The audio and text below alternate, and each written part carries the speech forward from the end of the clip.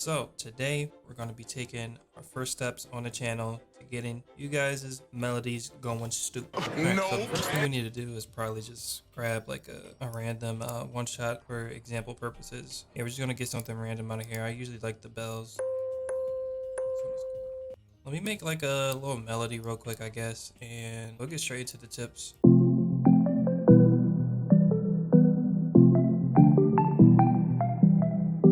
Okay, so this sounds really good. I didn't think I was gonna find something that sounded this good. All right, so the first thing we need to really do is clean this up. It sounds pretty good, but I think it's too long in my opinion. It's like a little delay on here, and I think it's going a little overboard. So we need to tighten that up, and we need to trim some of this. So the first thing I usually do with one shots is trim it, right? And I cut a lot of the tail off, right?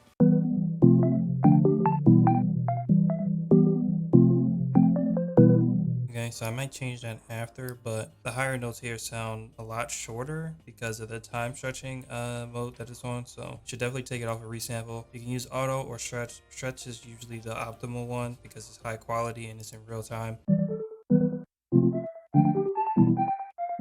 So if you want to copy these settings down, they're right here.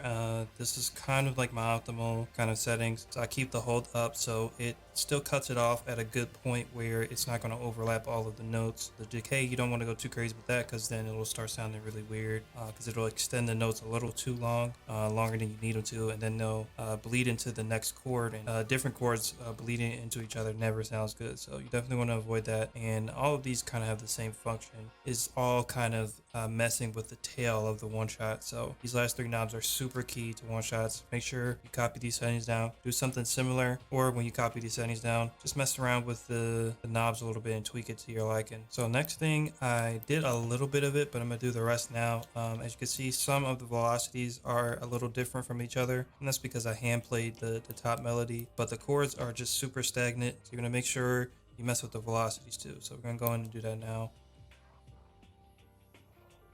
Kind of just want to play around with this knob and see what settings work the best.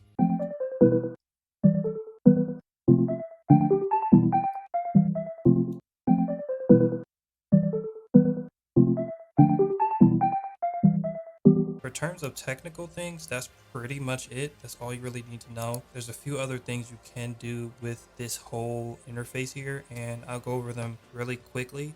This is something you can experiment with by yourself, but there's a bunch of things you could do in here, honestly. A lot of people only stick to the volume module here. The pitch one is really like low-key sauce. You can add a bit of detune to whatever one shot you're using by doing this. So you can choose your shape here, and this applies to each module. Each module has the same exact interface here. So you can just do this with all of these and get different results, of course, because they have different effects. For this one, I usually just go with the regular sine wave. You can just mess with the speed, amount, and this is obviously still the attack, so it does sort of the same thing. It adjusts when the pitch bending comes in. So let's just do sine wave and start playing with the knobs here.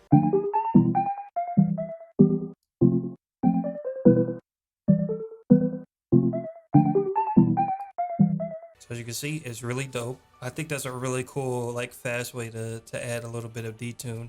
So you can really get creative. At that point, that opens up a bunch of possibilities. You can get really technical with it, but I feel like this is all you really need. This applies to mod Y, mod X, but after you get this down, you need to definitely go into pitch, start playing around with these settings and panning. This is not really recommended unless you're trying to do some like weird like stereo left right effects and stuff like that. So it's not really needed too much, but if you do the right settings, it actually could sound pretty cool.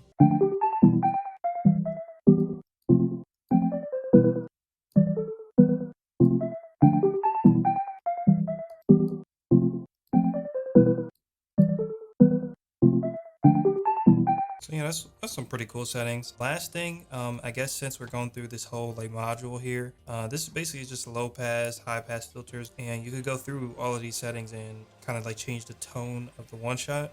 So it'll cut out certain frequencies for you and stuff. So it's basically the same thing as going into Edison and messing with the sample rate and stuff like that. Keep in mind with the volume module, you want to make sure this is different for every type of one shot. So if you're working with like a pad, it's going to be a little bit of different settings that you got to change around here to get the desired effect that you want. Different plucks might be different, so you just got to use your ear, make sure things aren't overlapping too much, things are not overpowering. So it's a mixture between using this volume module here you're using your own ears and using the piano roll to manipulate the velocities. Certain one shots, when you're stacking a bunch on top of each other, some of them you can tuck in mono and then have like the main bass melody in stereo, because it's a really cool and easy way to make things sound a bit drier while still having like reverb and stuff on it.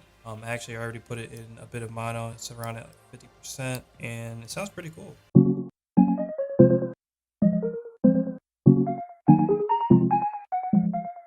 As opposed to before, you can just mess with the knob and just make it sound a little bit thinner, but at the same time you want to make things sound thinner so you can introduce more sounds, you know. So for direct settings and stuff, that's pretty much it. I just have a few like recommendations for you guys, and then we're gonna get onto some more crazy one shot sauce towards the end of the video, so definitely stick around for that. The things that I usually recommend for one shots is mainly delay and reverb, especially if you're looking for those really bouncy melodies like Little Tekka, and just regular like popish type of melodies always have that sort of bounce to it, and it's usually because they have a lot of delay going on, especially like hyper pop melodies and stuff like that.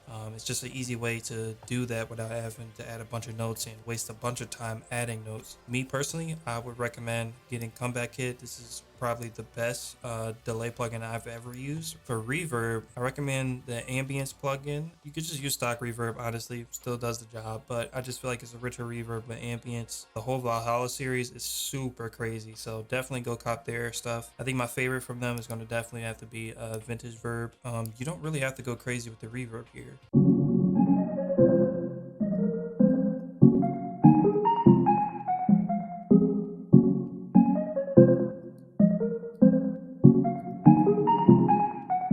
So already that sounds way better, a little bit more space between the notes and stuff.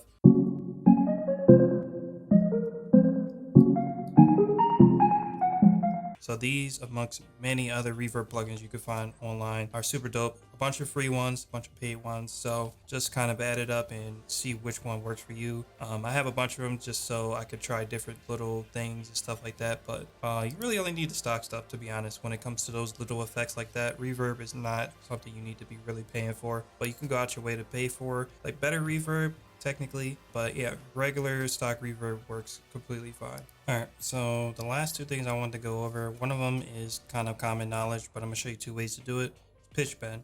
You just go to the wrench icon here, and then you just enable mono here and mess with the slider. The more you go up is the slower the slide. If you go down, it's gonna be a bit of a shorter slide. So, and for example purposes, all we gotta do is just go here, put like a C here and a D here, and have them closely overlap, and then you have your little pitch bend effect. So yeah, after that, all you gotta do is mess with the sliders and get like sort of like the timing down, because you probably don't want the slides to be that fast on some parts. So all you gotta do to achieve the second way is going into the piano roll and clicking this little slide button here, and then you can place notes and there'll be slide notes. So then you just gotta have like a regular note here. All you gotta do is double click it and take it off here for a regular note, and then you have your slide note.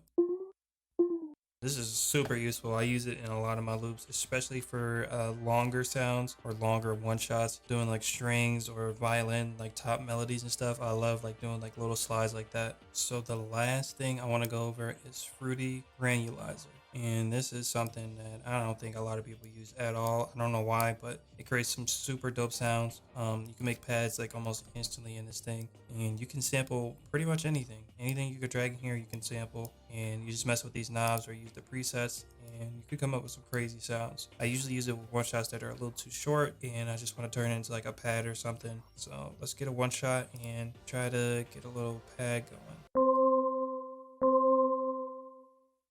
Let's try the stutter preset, see how it's sounding. I usually put it on the stutter preset and just mess with the knobs up here and the effects knobs here too. I usually smooth it out because there's a little bit of like clicking going on with the stutter.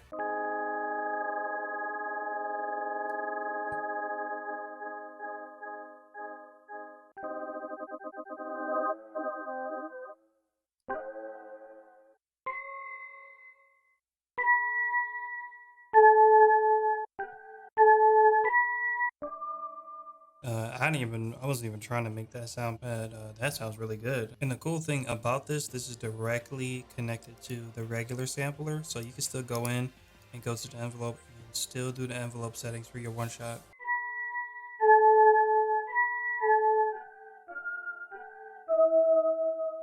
wave spacing knob here, doing from left to right goes forward or plays the one shot backwards.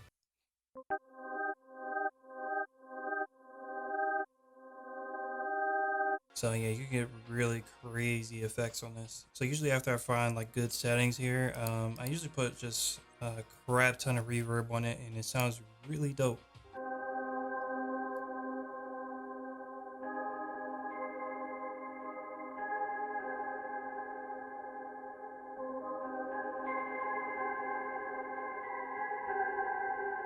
So yeah, that's like a crazy like ambient pad or something like that. There's a pretty cool way that you could sort of make like a pad, I guess, in Edison. And it's the same way with 808s and stuff. So I guess I can show you guys that now.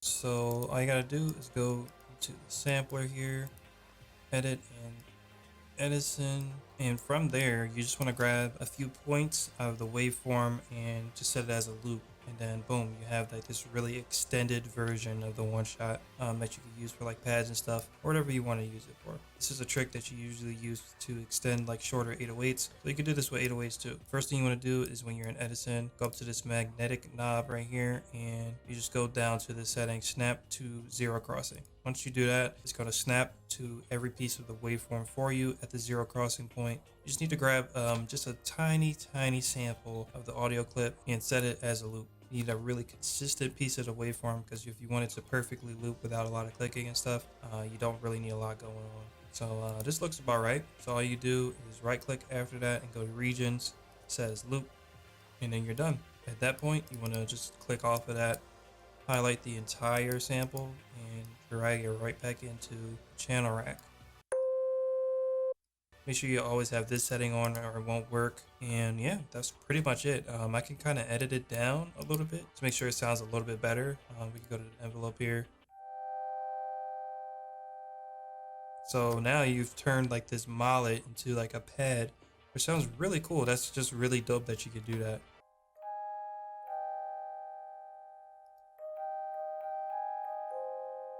Maybe put a little reverb on there.